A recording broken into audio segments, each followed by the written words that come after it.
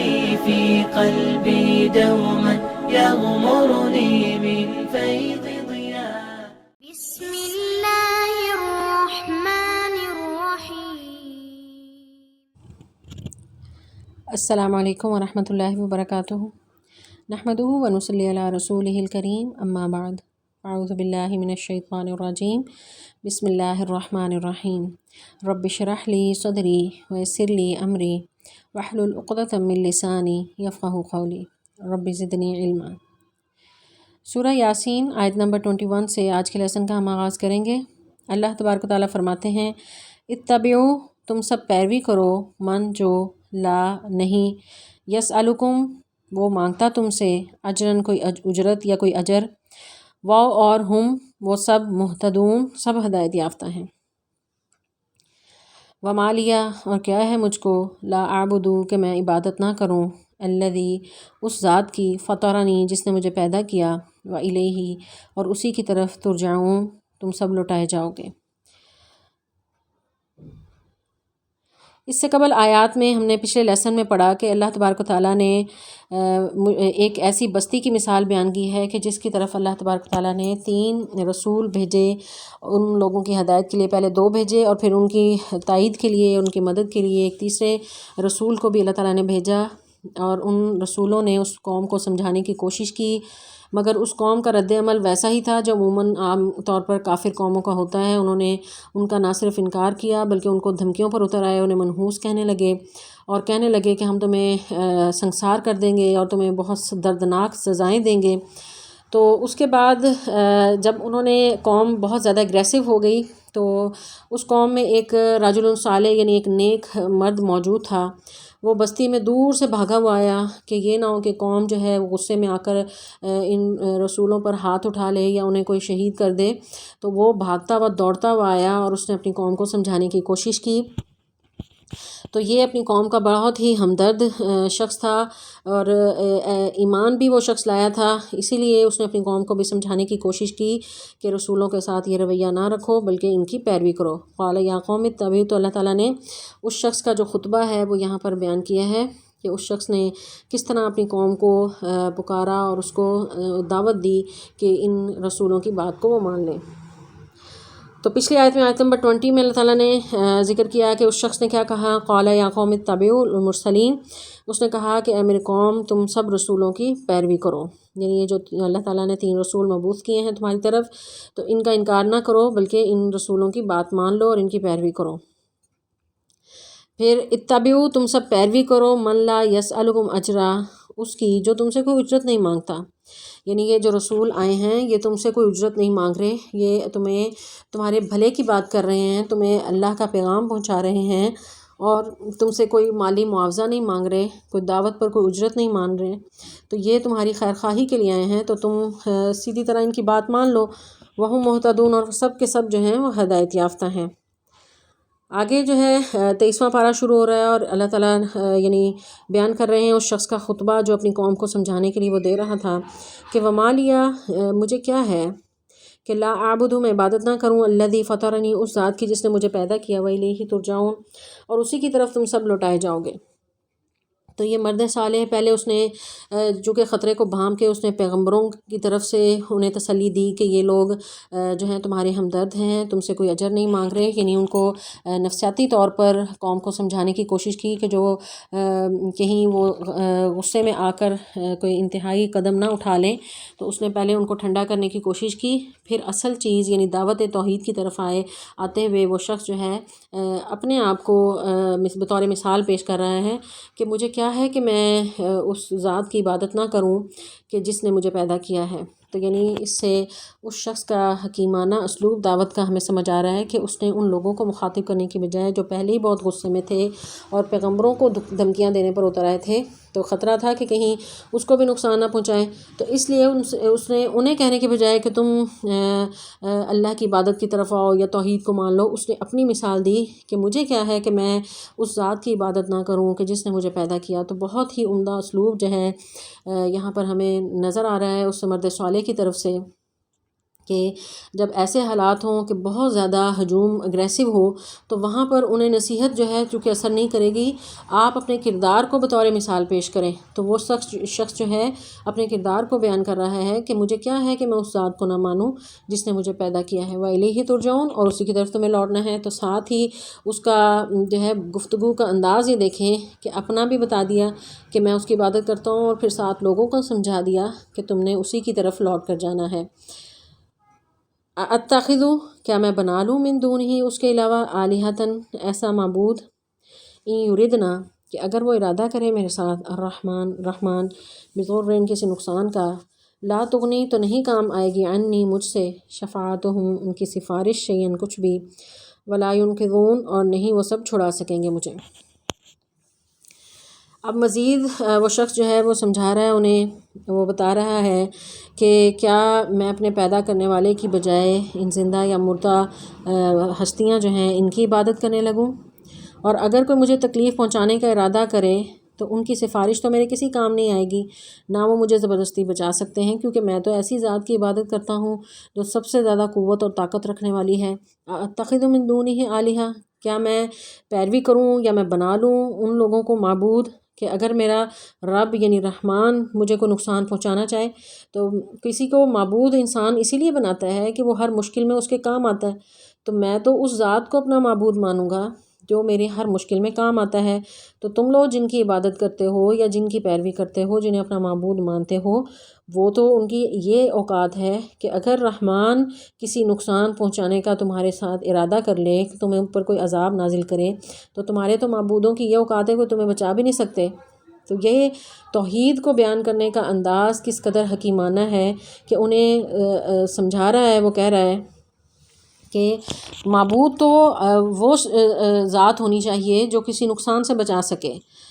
تو اپنے آپ کو بطور مثال وہ بیان کر رہا ہے، وہ کہہ رہا ہے کہ اگر رحمان کوئی نقصان مجھے پہنچانا چاہے تو لا تغنی عنی شفاعتہم، تو ان معبودوں کی شفاعت تو کچھ بھی میرے کام نہیں آئے گی، اور نہ ہی مجھے چھڑا سکتے ہیں۔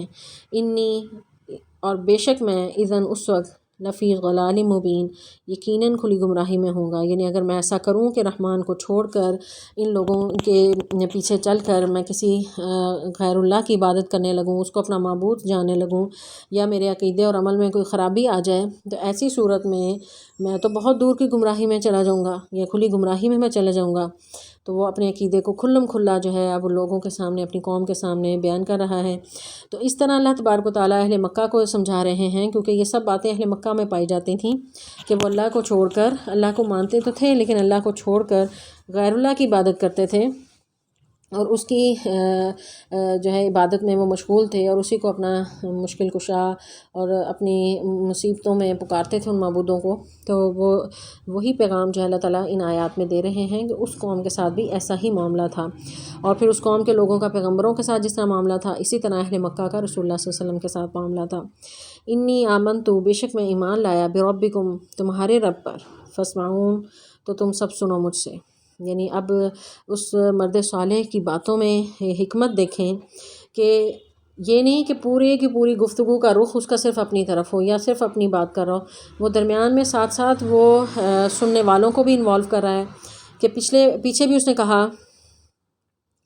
کہ مجھے کیا ہے کہ میں اس کی عبادت نہ کروں جس نے مجھے پیدا کی، وَإِلَيْهِ تُرْجَعُونَ، وہیں تم سب لوٹائے جاؤ گے، یعنی بات اپنی بھی کر کے ساتھ ان کو انوالو کیا۔ یہاں اس آیت میں بھی پھر وہ یہی کہہ رہا ہے کہ انی آمنت بربکم، میں ایمان لایا تمہارے رب پر، فاسمعون، تو تم سب میری بات سنو۔ یعنی ایمان اپنے کا ذکر کر رہا ہے اور ان سب کو کہہ رہا ہے کہ تم سب سنو مجھ سے یہ بات۔ قیل ادخل الجنہ، کہا گیا داخل ہو جاؤ تم جنت میں۔ قالا، اس نے کہا، یا لیتا، اے کاش، قومی، میری قوم، یعلمون، جان جاتی۔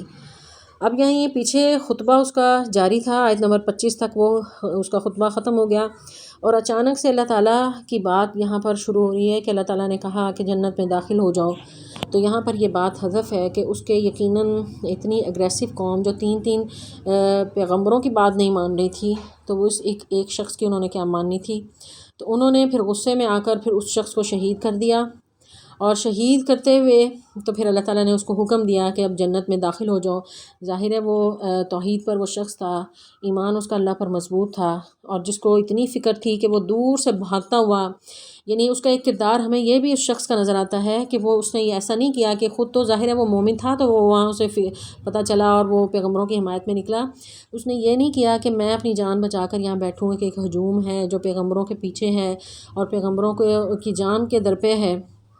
اس نے اپنی جان کی پرواہ نہیں کی اور وہ اپنی عبادت اور ریاضت میں مشغول نہیں رہا۔ اس نے علل اعلان جا کر اس موقع پر لوگوں کو سمجھانے کی کوشش کی، لوگوں کی اصلاح کی کوشش کی، یعنی بہت عظیم کردار اس شخص کا یہاں ہمیں نظر آتا ہے کہ وہ اپنی قوم کے لیے بھی فکر مند ہے، وہ پیغمبروں کی جان کے حوالے سے فکر مند ہے، لوگوں کو توحید کا پیغام بھی دے رہا ہے،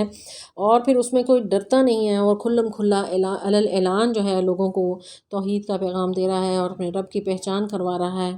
اور اس پر قوم کا ریئیکشن یہ تھا کہ انہوں نے اس کو شہید کر دیا، تو اللہ تعالیٰ نے اس کے بدلے میں اسے جنت میں داخل کیا۔ اور فوت ہونے کے بعد کی بات جو اس کی تھی تو یہاں پر اللہ تعالیٰ نے وہ بھی نقل کر دی کہ اس پر بھی اس دنیا سے چلے جانے کے بعد اس کو اور یہ افسوس نہیں تھا کہ میری جان کیوں چلی گئی، مجھے ان لوگوں نے کیوں مار دیا، مجھے اور جینا تھا۔ اس کا افسوس اس وقت بھی یہی ہے، قال یا لیت قومی یعلمون، کہ اے کاش کہ میری قوم جان جاتی کہ مرنے کے بعد مجھے اللہ تعالیٰ نے کس قدر آرام و آسائش میں رکھا، کس طرح مجھے جنت میں داخل کیا۔ تو اس کی کیفیت کو یہاں پر اللہ تعالیٰ نے بیان کیا ہے کہ یعنی حقیقت میں یہ مومن شخص بہت ہی خیر خواہ تھا اپنی قوم کا، کہ اس نے اپنی زندگی کی پرواہ نہیں کی، قوم کو نصیحت کی، پیغمبروں کی جان کے حوالے سے بہت فکر مند تھا، تو اللہ تعالیٰ نے اس کو اعزاز و اکرام سے بخشا اور اسے جنت میں داخل کیا، اور قرآن میں اس کے خطبے کو بھی نقل کیا اور اس کا جو انجام ہوا اس کو بھی بتا دیا۔ تو یہی جو ہے ایک مومن کی پہچان ہوتی ہے کہ وہ کسی سے نہیں ڈرتا اور جہاں موقع ملے وہاں اللہ کا پیغام جو ہے لوگوں تک پہنچاتا ہے۔ تو آگے اللہ تعالیٰ فرماتے ہیں بما ساتھ اس کے جو غفرہ بخش دیا لی مجھ کو ربی میرے رب نے، وجعلنی اور بنایا مجھے من المکرمین معزز لوگوں میں سے۔ یعنی وہ شخص جو ہے مرنے کے بعد جو بات کر رہا ہے وہ کہہ رہا ہے کہ جو اللہ تعالیٰ نے مجھے بخش دیا اور مجھے باعزت لوگوں میں، معزز لوگوں میں مجھے شامل کر دیا، یعنی جنت میں معزز لوگ ہوں گے، مکرمین اللہ کے مکرم لوگ ہوں گے۔ تو اللہ تعالیٰ نے اس مرنے کے بعد کی بات کو ذکر کیا ہے کہ مرنے کے بعد بھی وہ کہہ رہا ہے کہ کاش کہ میری قوم جان جاتی کہ کس طرح اللہ تعالیٰ نے مجھے انعام و اکرام سے نوازا اور مجھے عزت و اکرام عطا کیا، تو لیکن قوم جو تھی وہ اس کی جان کے درپے تھی اور انہوں نے نافرمانی کی۔ یہاں پر آیت نمبر 11 میں بھی اللہ تعالیٰ نے ذکر کیا تھا کہ انما تنذر من اتبع الذکر، یعنی آپ کا ڈرانا جو ہے ان لوگوں کے لیے ہے جو ذکر کی پیروی کرے اور رحمان سے وہ بن دیکھے بھی ڈرتے رہیں، ان کے لیے خوشخبری ہے مغفرت اور اجر کریم کی۔ تو اجر کریم یعنی باعزت اجر جو ہے ان لوگوں کو عطا کیا جائے گا جو اللہ سے ڈرتے ہیں بغیر دیکھے بھی۔ تو یہاں پر یہ شخص چونکہ اللہ سے ڈرتا تھا، اس کی مثال اللہ تعالیٰ نے بیان کر دی یہاں پر کہ وہ لوگ جو پیغمبروں کے ڈرانے پر ڈر جاتے ہیں، آخرت کے برے انجام سے ڈر جاتے ہیں اور اللہ کے راستے پر چلنے والے ہیں، تو ان لوگوں کو پھر اللہ تعالیٰ نتیجے کے طور پر جنت میں داخل کرتے ہیں۔ اگر انہیں یعنی دنیا کے والے لوگ نقصان بھی پہنچائیں تو آخرت میں ان کا انجام جو ہے وہ بڑا بہترین ہوتا ہے اور انہیں اللہ تعالیٰ مکرمین میں داخل کرتے ہیں، یعنی معزز لوگوں میں۔ تو جو اجر کریم کا ذکر تھا